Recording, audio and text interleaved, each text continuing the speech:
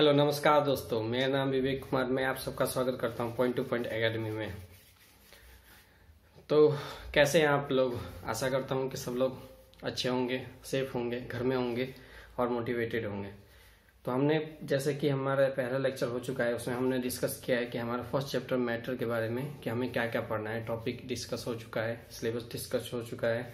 अब हमारा जो फर्स्ट टॉपिक है मैटर के बारे में जानते हैं। मैटर होता क्या है? Anything that have some mass and occupy some space in universe that is called matter. Space का मतलब वॉल्यूम द सेंस। अब देखिए, इसका मतलब समझते हैं कि मैटर है क्या है। इस वर्ल्ड में या फिर इस यूनिवर्स में कुछ भी हो सकता है मैटर, जिसमें कुछ मास हो, यानी कि उसका कुछ द्रव्यमान हो, हिंदी में द्रव्यमान बोलते हैं, और उसमें कुछ न कुछ स्पेस हो, यानी कि वो कुछ एक अस्तित्व हो उसका इस यूनिवर्स में। जैसे कि अगर मैं एग्जांपल लूँ, यहाँ पे एक एग्जांपल लूँ, जैसे कि मेरे हाथ में ये स्केच पेन ही है। Sketch pen, paper, phone, iron, कुछ भी हो सकता है मैटर। इसके सबके अंदर क्या हम देखते हैं, स्केच पेन कुछ तो इसके अंदर कुछ तो होगा ही इसका मास। अब यहाँ पे मन में एक डाउट आता है कि क्या लव होता है, लव या फिर सैडनेस?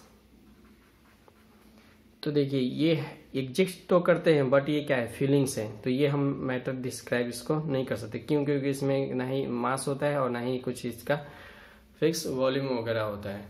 अगर हम और मैटर के बारे में जानें तो देखिए, अगर एक सुई की नोक है या फिर हवाई जहाज, वो भी बोल सकते हैं कि वो भी एक मैटर है, क्योंकि उसके पास भी तो कुछ ना कुछ मास है और कुछ ना कुछ उसका स्पेस वो कवर करती है इस यूनिवर्स में। अब देखिए, अगर हम यहाँ पे मन में एक डाउट आता है, तो क्या जो आटा होगा, मान लेते हैं हम एक बाउल में आटा ले रखे हैं, यहाँ पे बहुत सारे आटा यानी फ्लोर अगर हमने ले रखा है, तो इस फ्लोर का, इसको बोल सकते हैं मैटर। हाँ, बिल्कुल बोल सकते हैं ये एक मैटर है। बट एक मन में डाउट आता है कि क्या थोड़ा सा अगर आटा ले तभी भी मैटर बोलेंगे? अगर उसका एक कण, लास्ट वाला जो पार्टिकल होता है, बहुत ही छोटा होता है, तो क्या वो मैटर हो सकता है? हाँ, बिल्कुल हो सकता है, क्योंकि उसका कुछ ना कुछ तो वजन होगा ही। अब पॉइंट में आए, चाहे 0.000 पॉइंट कुछ भी है, लेकिन कुछ तो मास होगा और वो भी एक वॉल्यूम ऑक्यूपाई कर रहे हैं, तो इसलिए उसको भी हम मैटर में काउंट करेंगे। अब कुछ लोग मन में डाउट आता है कि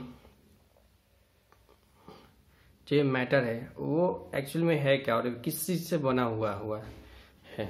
जब हम चीजों को और छोटे छोटे चीजों में बांटते चले जाते हैं, जो जो हमारा लास्ट पॉइंट आएगा किसी भी मैटर को। जैसे कि एक एग्जांपल लेता हूं मैं, यहाँ पे एक और एग्जांपल लेके चलते हैं। हाँ, आपने चौक देखा होगा,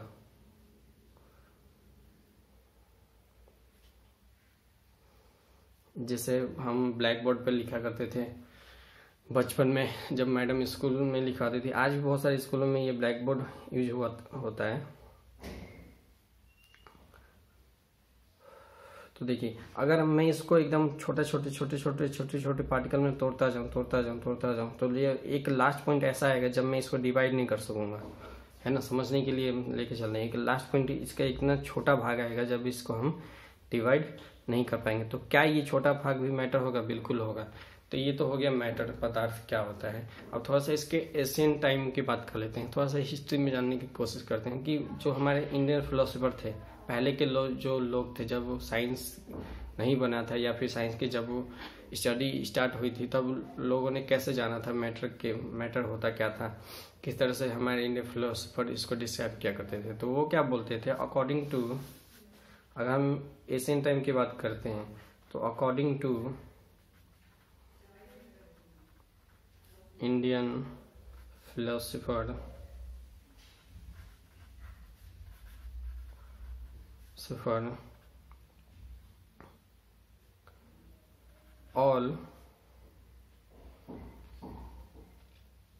all substance that either living or non living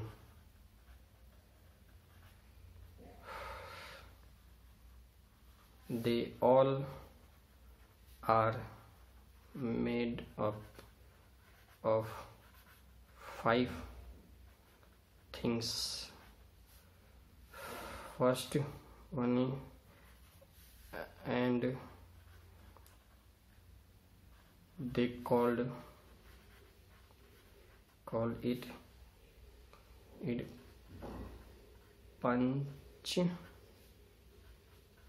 तत्व।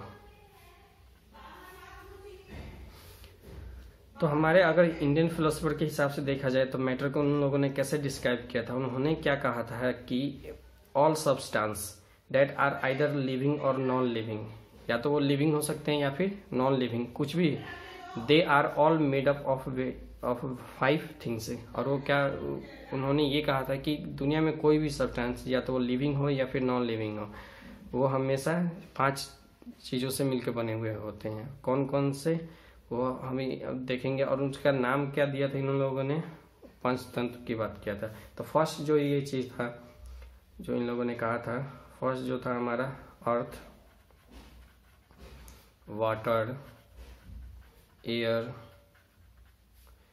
Sky and last one is fire. तो इन 5 तत्वों से मिलकर बना हुआ होता है कोई भी सब्सटेंस, ये हमारे इंडियन फिलोसोफर का मानना था। लेकिन क्या हुआ, जैसे जैसे, तो अब ऐसे हम इसमें इन लोगों ने भी सही कहा, बट हम अगर ध्यान से देखें तो इसमें देखें, अर्थ तो बोल सकते हैं कि मैटर है, वाटर भी बोल सकते हैं, एयर भी है, इसमें भी मास होता है, स्काई में भी, स्काई को हम डिफाइन नहीं कर सकते, इन द सेंस हम स्काई को नहीं बोल सकते कि वो मैटर में है या नहीं है।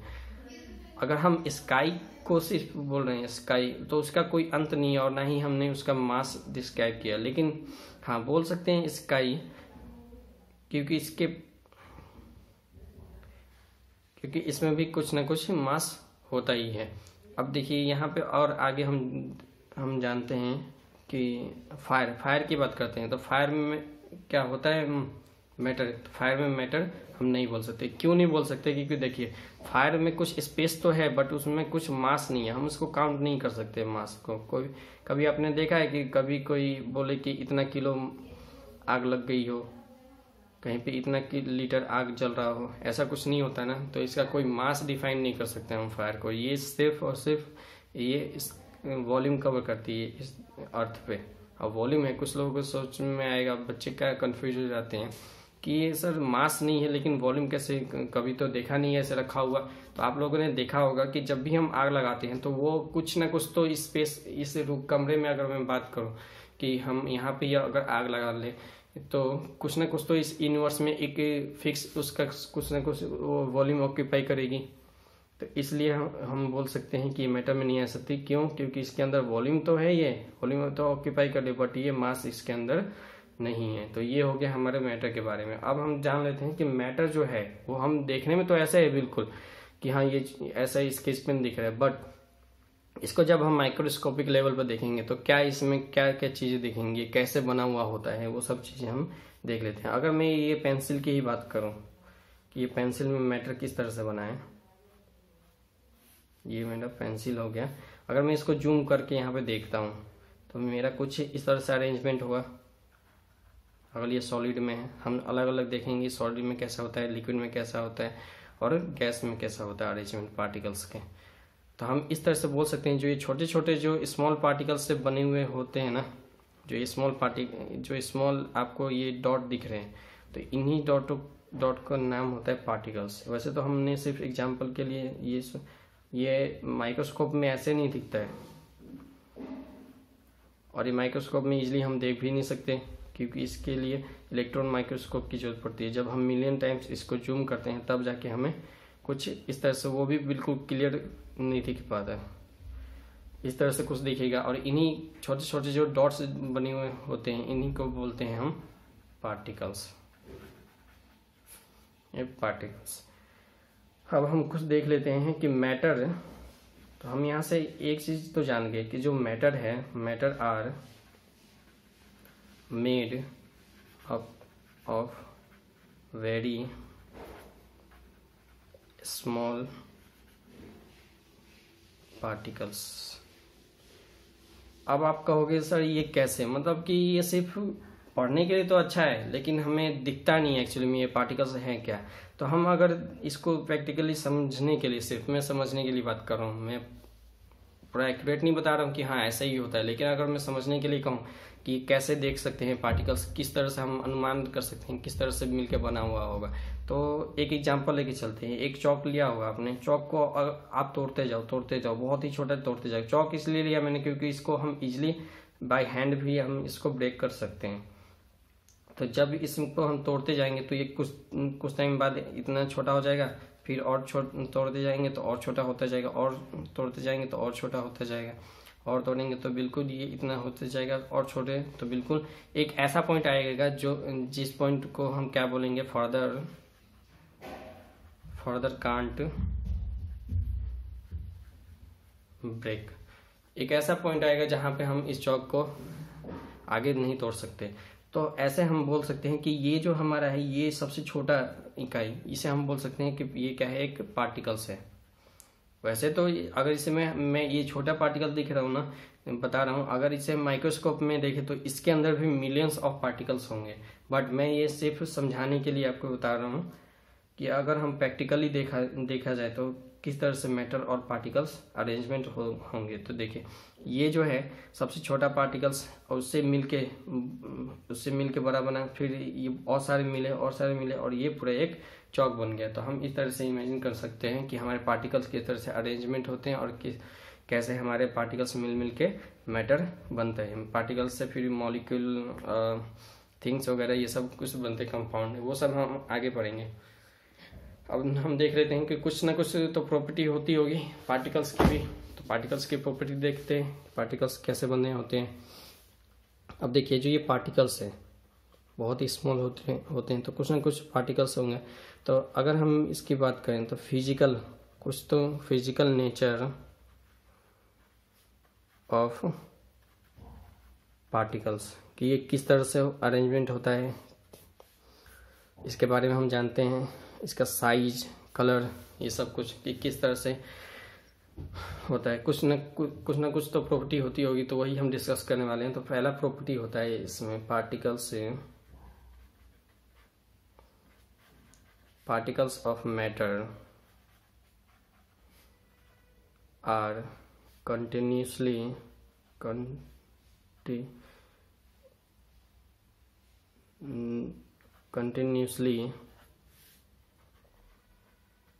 मूविंग।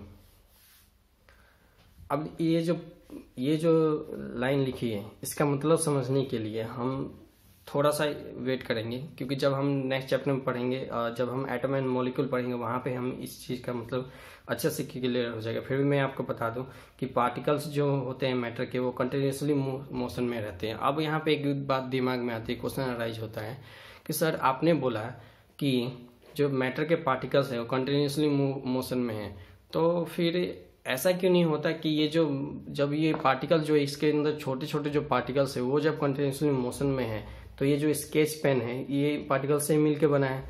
तो ये जो स्केच पेन है जब पार्टिकल से मिलके बना है तो ये भी तो कंटिन्यूसली मोशन में होना चाहिए, ऐसे घूमना चाहिए। ऐसा क्वेश्चन अराइज हो सकता है। या फिर ऐसा होना चाहिए कि जब ये कोई इसका फिक्स पोजीशन नहीं है तो हम कैसे बोल सकते हैं कि कोई एक जो इसके अंदर पार्टिकल्स मोशन में है, जबकि हम देख रहे हैं क्या कि ये बिल्कुल ही सॉलिड में है। अगर मोशन में होता तो हो सकता था कि ये इसका कुछ शेप ही ना हो, इरेगुलर शेप हो, कोई डेफिनेट शेप बन ही नहीं सकता है। तो इन सब क्वेश्चन का जवाब हम ढूंढेंगे चैप्टर 3 में, जो है एटम एंड मॉलिक्यूल। वहां पे आपको अच्छे से समझ आएगा।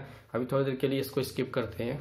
स्किप नहीं कर रहा हूं मैं इन द सेंस, मतलब अब यहाँ पे मैं आपको पूरा डिटेल में अगर समझाने लगा तो बहुत टाइम लगेगा, और वो चैप्टर में बहुत अच्छे से हम इस टॉपिक को कवर कर सकते हैं। तो फर्स्ट जो प्रॉपर्टी है, अब यहाँ पे हम बोल सकते हैं, अब इसके अंदर और क्या देखेंगे हम कि they possess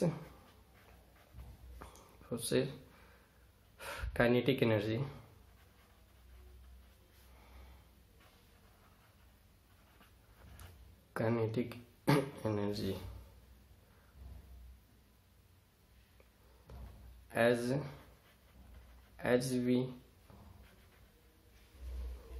as we heat the particles, they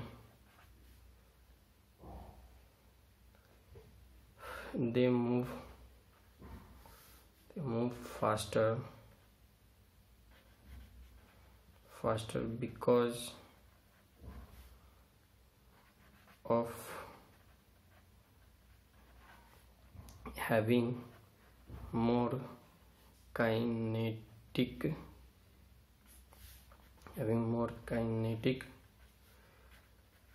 energy. Kinetic energy and potential energy, ये हम आगे हम फिजिक्स में पढ़ेंगे कि एनर्जी किस तरह से होती है। बस आप लोग ये समझ लो कि एक एनर्जी का ही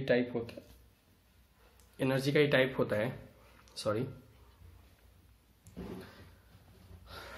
तो ये तो हो गया फिजिकल नेचर ऑफ मैटर। अगर मैं इसको देखूं तो फर्स्ट जो हमारा जो प्रॉपर्टी है, particle of matter are continuously moving. तो अगर मैं इसको फिगर से आपको समझाना चाहूँ तो कुछ इस तरह से हम समझ सकते हैं कि एक इस तरह से कोई मैटर है और मैटर के अंदर ये बीच में न्यूक्लियस होता है, इसके अराउंड ये इलेक्ट्रॉन प्रोटॉन होते हैं जो हम नेक्स्ट चैप्टर में पढ़ेंगे। यही जो इलेक्ट्रॉन्स होते हैं, अभी तो हम इसको पार्टिकल के नाम से जान रहे हैं। जब हम एटम मॉलिक्यूल चैप्टर में पढ़ेंगे तब हम जानेंगे कि इसको इलेक्ट्रॉन क्यों कहा जाता है, प्रोटॉन कहाँ से आता है, न्यूट्रॉन कहाँ से आता है, और ये हमेशा कंटिन्यूसली इसी ऑर्बिट में मूव करते रहता है। तो ये हो गया first nature, first properties. Second properties की बात करते हैं। सेकेंड प्रॉपर्टीज है there is space between the particles of matter। अब इसको समझने के लिए कुछ एग्जांपल लेके चलते हैं हम कि पार्टिकल्स जो ये अरेंजमेंट है किसी भी मैटर में तो कैसे है, और उसके अंदर स्पेस का मतलब क्या है कि उसके अंदर स्पेस भी कैसे है। तो अब देखिए, इसको हम प्रैक्टिकली समझने के लिए एक एग्जांपल लेके चलते हैं। क्या होता है कि अगर हम एक गिलास लेते हैं, इस गिलास में हमने क्या किया,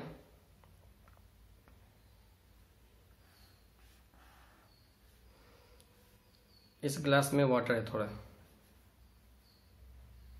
हमने वाटर फिल किया हुआ है यहाँ तक, और इस गिलास में हमारे पास हल्का सा शुगर था, थोड़ा सा शुगर था। अब हमने क्या किया कि यहाँ पे शुगर को इसमें मिक्स किया। जब हम मिक्स करते हैं तो जनरली हम नींबू पानी या फिर पानी का शरबत जो बनाते हैं गर्मियों के दिन में या फिर कभी भी, तो यही करते हैं, शुगर को हम वाटर में ऐड करते हैं। तो ये कैसे मिक्स हो जाता है, जो कि शुगर जो होता है वो इस तरह से क्रिस्टल होता है, शुगर के जो क्रिस्टल होते हैं सॉलिड पार्टिकल होते हैं, और वो एकदम से इसमें जाके गायब हो जाते हैं। ऐसा तो कुछ जादू तो नहीं होता ना, ऐसा कुछ जादू तो नहीं होता। अब देखिए कैसे गायब हो जाते हैं, वही हम समझने की कोशिश करते हैं। अब देखिए यहाँ पे मैंने लिखा है there is a space between the particle of the matter. तो देखिए कैसे स्पेस होते हैं इनके बीच में, वो हम समझते हैं। देखिए क्या होता है कि जैसे ही वाटर के मॉलिक्यूल है, वाटर के मॉलिक्यूल कुछ इस तरह से अरेंजमेंट होते हैं, हम समझते हैं थोड़ा सा कुछ इस तरह से अरेंजमेंट होंगे। तो इसके बीच में आप देख रहे हो कि इतने सारे गैप हैं इन सब के बीच में। अब यहाँ पे देखिए क्या होगा, और ये सब के सब इसके अंदर इसके बीच बॉन्ड लगे हुए होते हैं। बॉन्ड क्या होता है ये भी हम आगे आने वाले चैप्टर में पढ़ेंगे कि बॉन्ड क्या होता है, बॉन्ड एनर्जी क्या होता है, ये सब कुछ। तो अभी हम नॉर्मली समझते हैं कि क्या, देखें अगर ये शुगर के क्रिस्टल है, हमने जैसे इसमें इसको डिप किया तो क्या होगा, और फिर हमें इसमें एक स्टीर कंटिन्यूसली स्टीर करना पड़ता है। देखा होगा आपने चम्मच से कंटिन्यूसली स्टीर नहीं करेंगे तो थोड़ा टाइम लगेगा, बट वो घुल जाएगा। लेकिन जब हम कंटिन्यूसली उसको शुगर को स्टीर करते हैं इसमें तो वो जल्दी से घुल जाता है। देखिए कैसे होता है कि ये जो इसके भी पार्टिकल्स होंगे, अगर मैं इसके पार्टिकल देखूं तो इसके कुछ ऐसे पार्टिकल्स होंगे, इनके बीच में बहुत ही कम गैप होगा।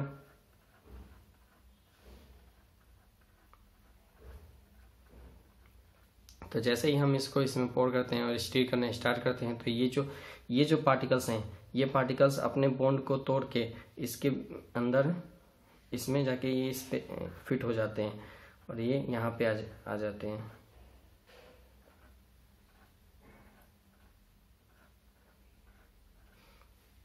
तो इस वजह से हम कह सकते हैं कि जो इससे हमें प्रूफ हो जाता है कि जो पार्टिकल्स ऑफ मैटर हैं उनके बीच में कुछ ना कुछ स्पेस है। बिकॉज जैसे ही हमने शुगर इसमें ऐड किया तो जो शुगर के क्रिस्टल थे वो एकदम से गायब हो जाते हैं थोड़ी देर के बाद, और वो कहाँ चले जाते हैं, तो ये जो स्पेस बिटवीन द पार्टिकल्स होता है उसमें जाके ये एक तरह से बोल सकते हैं कि ये जाके वहाँ पे अटैच हो जाते हैं। अब देखिए थर्ड जो प्रॉपर्टी है हमारा, थर्ड प्रॉपर्टी की बात करता हूँ, तो जो थर्ड प्रॉपर्टी है वो है हमारा particles of matter are attract each other. और ये क्यों होता है, तो यहाँ पे हम ये चीज समझते हैं because of CAUS, because of attraction force